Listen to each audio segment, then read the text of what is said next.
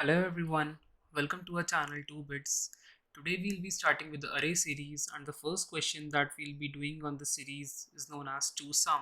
So let's look up at the question and quickly see what can we do here. Right, so given in this question we are given an array of integers nums and an integer target. Now we have to return the indices of the two numbers such that they add up to the target. That means, for example, if you are given an array 2, 7, 11, 15 and the target value is 9, then we can simply return the index of 2 and 7 because 2 and 7 added to 9. So the answer would be something like 0 and 1 because that is the index of 2 and 7, right?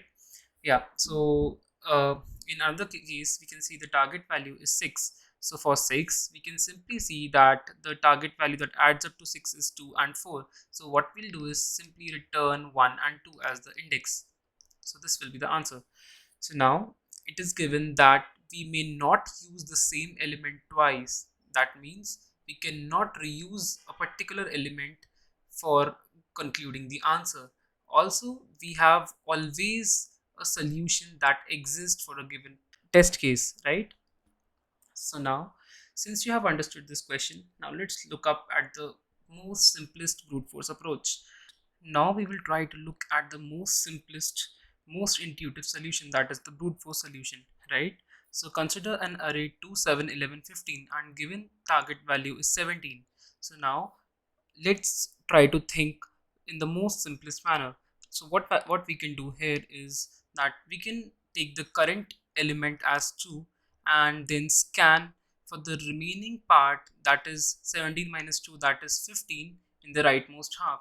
So basically what we are planning to do is that we will take the current element and scan the rightmost part of the remaining array and then try to make up or to find such a value that will add up to 2 to give 17. Such as for 2 we will try to scan the rightmost half and we will check that is 2 plus 7 11 to 17. No, so we'll continue to scan the remaining half, that is 2 plus 11. Does that make 217? No, so we'll try to scan 2 plus 15. Does that make 217? Yes.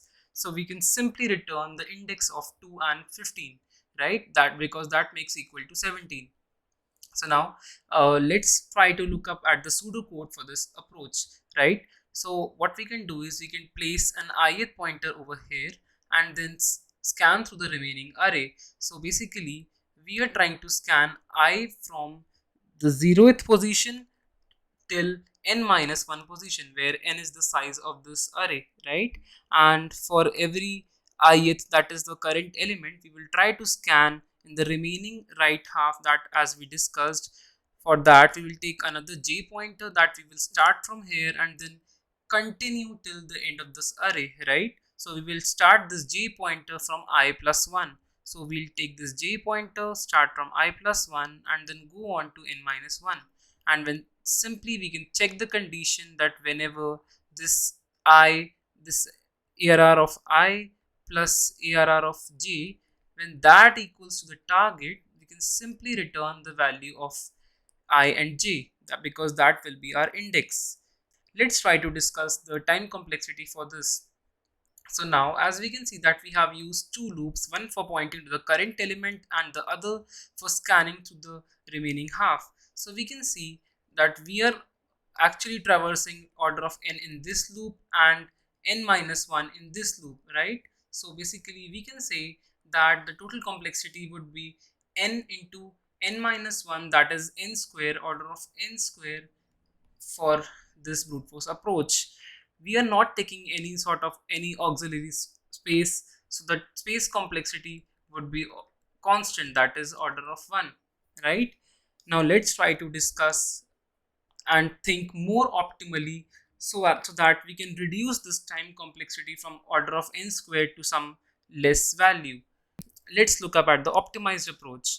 Now in this approach we can take a data structure such as a map, so that we can keep a record of all those values that we have visited.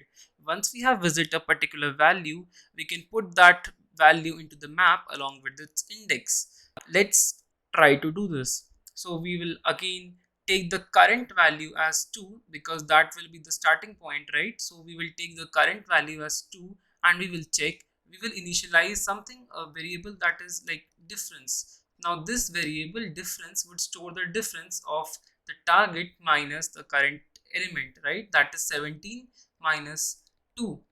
So we can see that 17 minus 2, that is 15. So we can check if 15 is present into the map. Is it present into the map? No. If it is not present into the map, then we will simply push the current element along with its index into the map. So we will push 2, 0 into the map. Now we'll move forward and we will check for 7, right? So now we are checking for 7. Now we'll again check the difference. Now the difference this time would be 17 minus 7, that is 10. Is 10 present into the map? No. So 10 is not there into map. So as discussed, we will put 7 along with its index into the map. That is 7, 1. Now again we'll move forward and this time the current element is 11.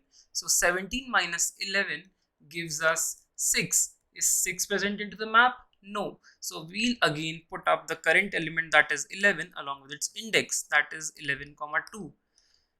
Now this time we reached up to 15. Now target minus 15, that is 17 minus 15 is actually 2. So we'll check for 2 in the map, that if 2 is present into the map, we'll simply return its index. So we can see that yes, 2 is present into the map, right? So what we will do is we will return the value of this 2, that is, since we have stored this in a key value pair, so we'll return this value from the map for the key 2, that is 0, because the 0 is the index of 2 and the current index, that is 3. So now we can see that the 0, 3 is the pair in which we will add up to the target.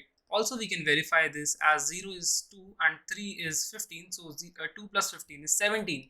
So hence we have verified our approach. Now let's look up at the time complexity for this approach.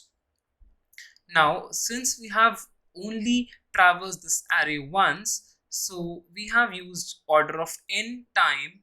Also the insertion complexity for this map is order of 1, so the average time complexity for this case would be order of n, but we can see that we have used a data structure to store the previous occurrences of the element, right? So we have used a space which will be at worst of order of n, because at worst we will store all the element. So the space complexity would also be order of n. I hope that you have understood this approach. Now let's look up at the code. Now over here in this code, we can simply see that we have initialized data structures as unordered map. Like this is a C++ code. So in C++ we use unordered map to store the key value pair, right? So we have initialized this map, then we have iterated from 0th to size of this given array. Now once we have start to iterate on this given array, we will simply calculate the difference every time, as we have discussed.